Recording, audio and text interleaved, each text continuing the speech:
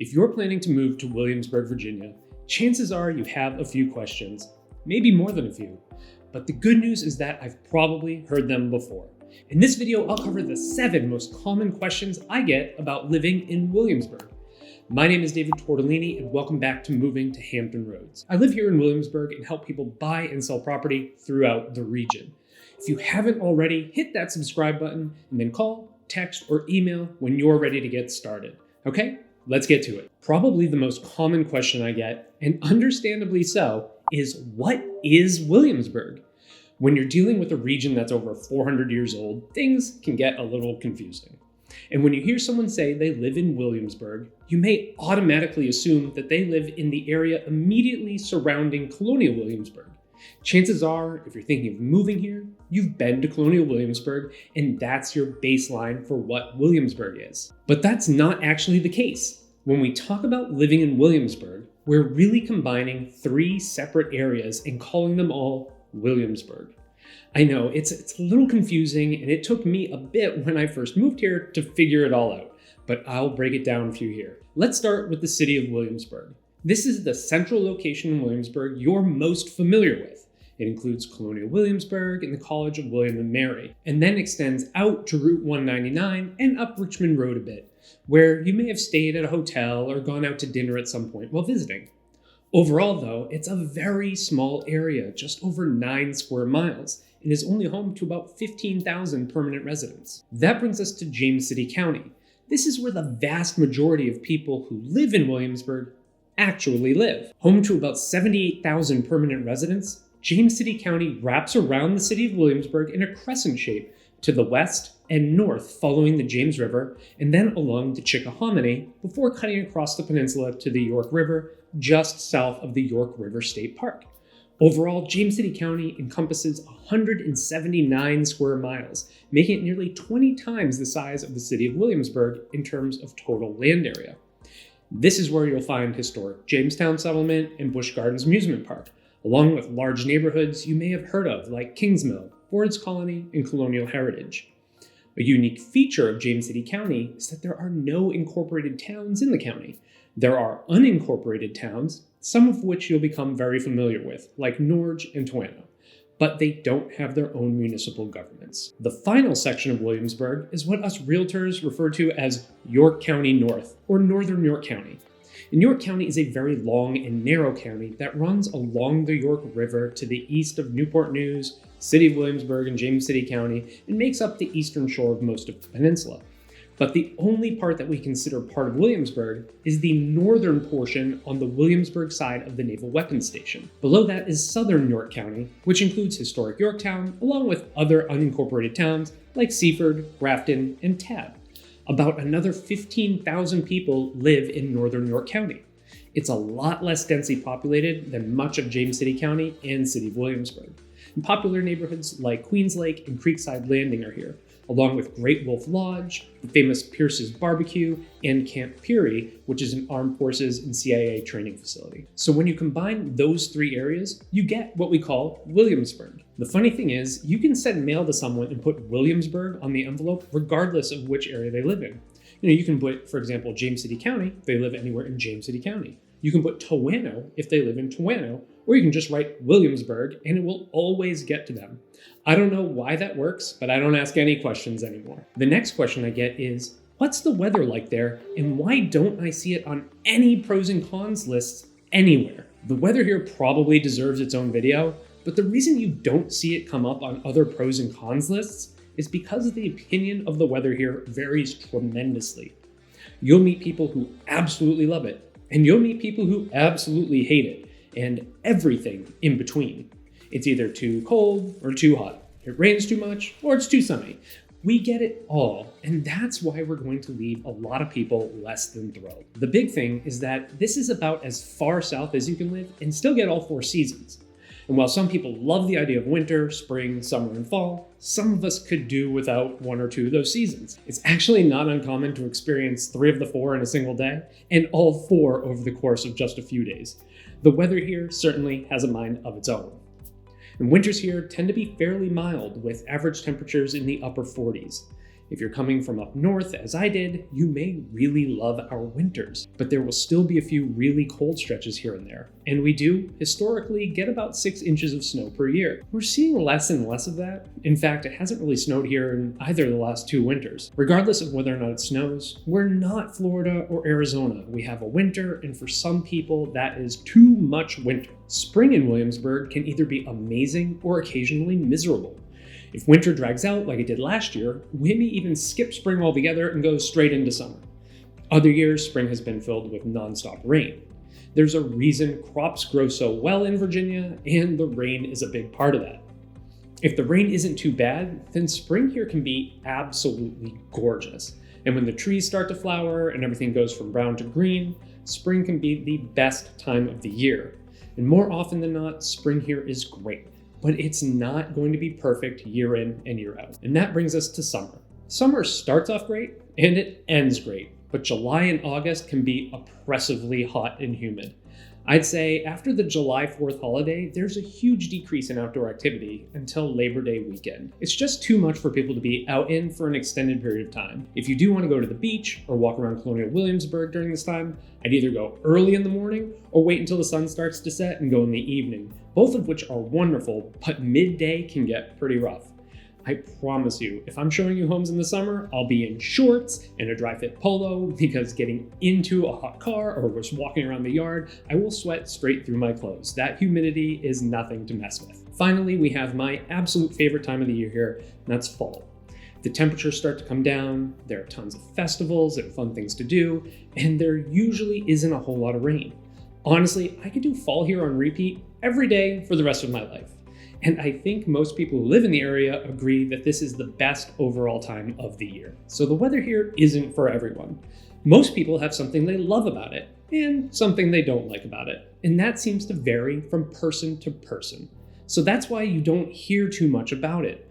There's way too much variation to say if you'll definitely like it or not. Because Williamsburg is such a big tourist destination, with Colonial Williamsburg and Jamestown Settlement, along with Busch Gardens and Water Country USA, I often get asked if Williamsburg feels crowded and overrun by tourists. The answer to that is definitely not. At least not for the vast majority of people who live here. Now, obviously, tourism is a big part of the local economy, so you do see tourists, especially if you're walking down Duke of Gloucester Street or you're visiting Jamestown. But oftentimes, those are organized groups or individuals that you wouldn't be able to distinguish from a resident. If you go to the restaurants near the hotels, like anywhere else, there will be tourists there. But they don't create long lines that prevent you from getting into your favorite restaurant or anything even remotely like that. And down at Busch Gardens and Water Country, the busiest 2 times of the year, when the line gets so long they actually make it back out onto the road and can cause a little traffic, are in the fall for Hallow Scream and then early winter for Christmastown. And most of that traffic is coming from locals.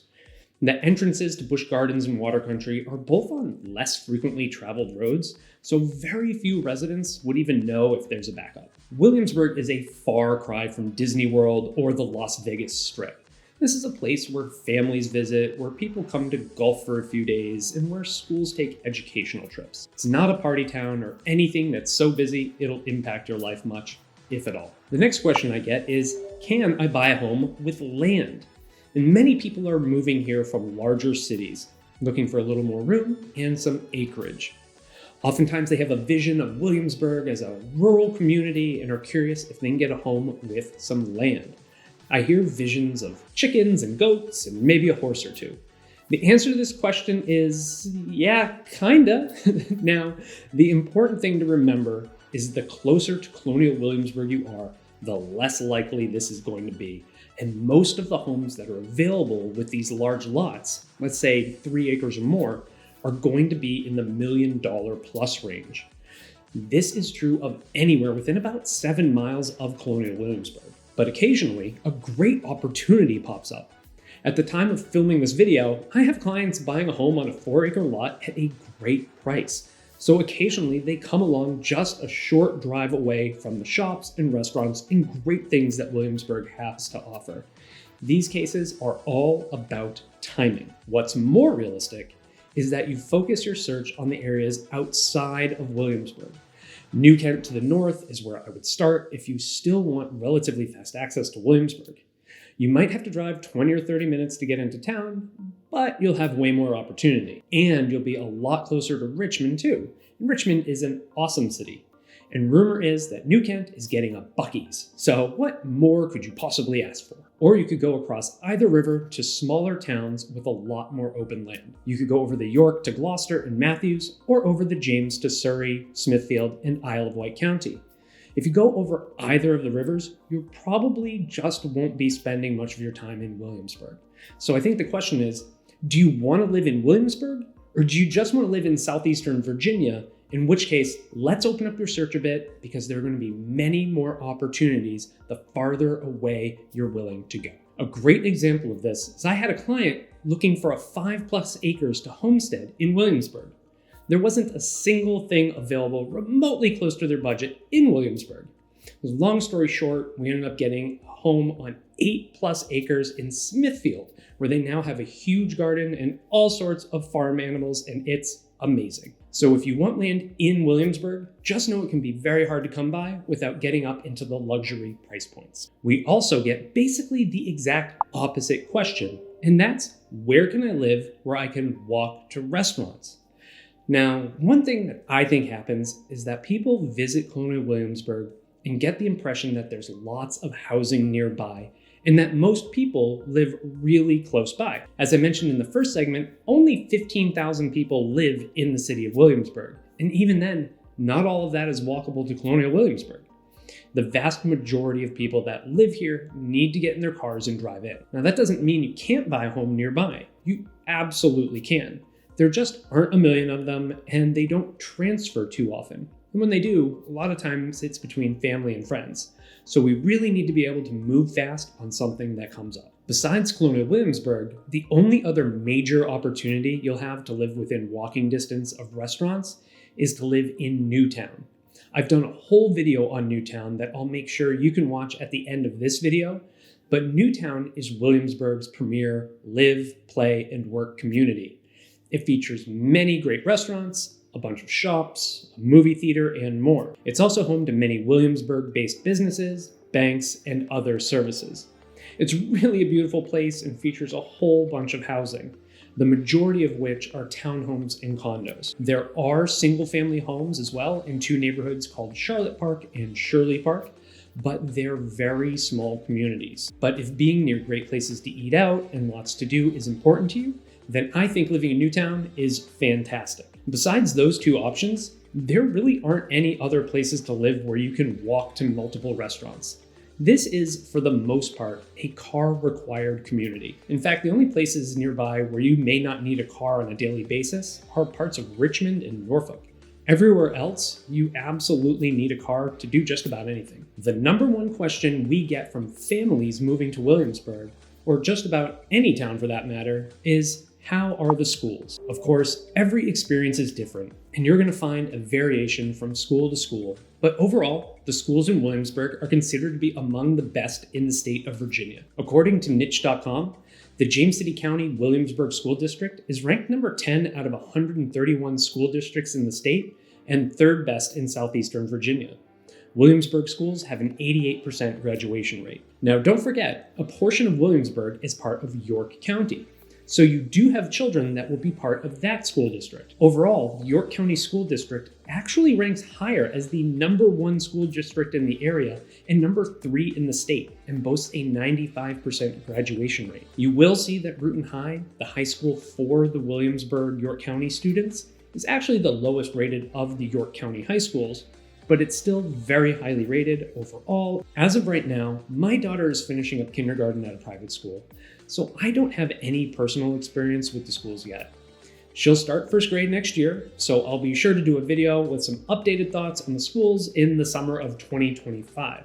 So make sure to check back then. I think one thing that's really important about living here, in just about anywhere where the schools are considered high quality, is that a very high percentage of the families really care about their kids' education, and a lot of the time, that's the real difference between a good experience and a bad one.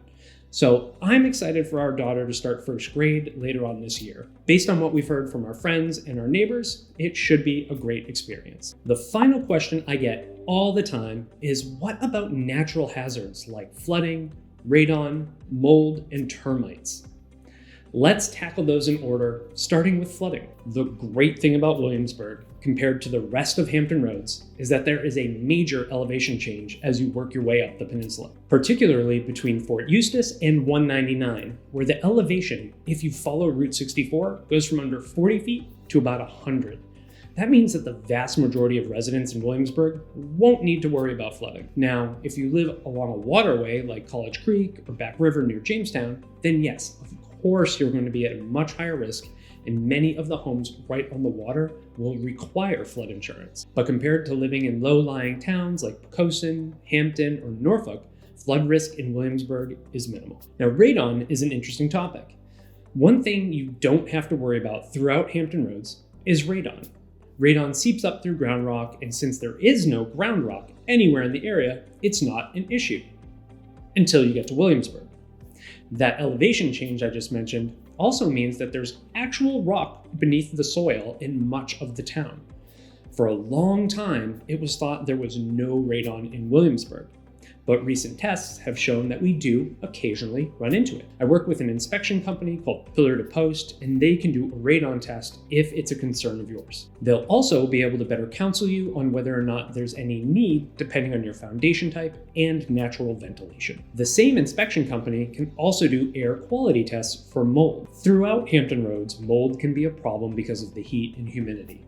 Also, if a home has ever had a flood problem or even just a leaky pipe, you could run into mold problems. So if there's any indications of a mold problem in a home, it's a good idea to do that test. But where we really run into mold and fungus problems is in the crawl space. We have a lot of heat and moisture around here, and crawl spaces, if not properly ventilated or properly conditioned, can run into some significant fungus problems that can destroy the wood that holds your house up. And that brings us to termites. Same situation as the fungus in the crawl space.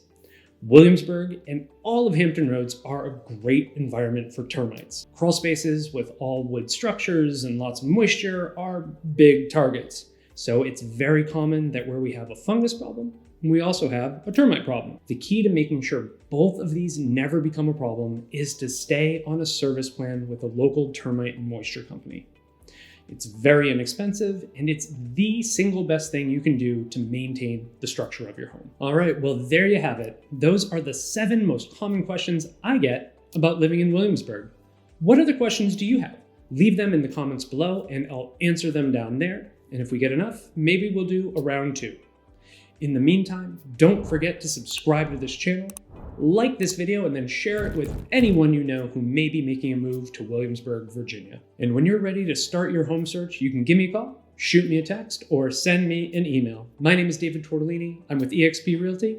Thanks so much for watching.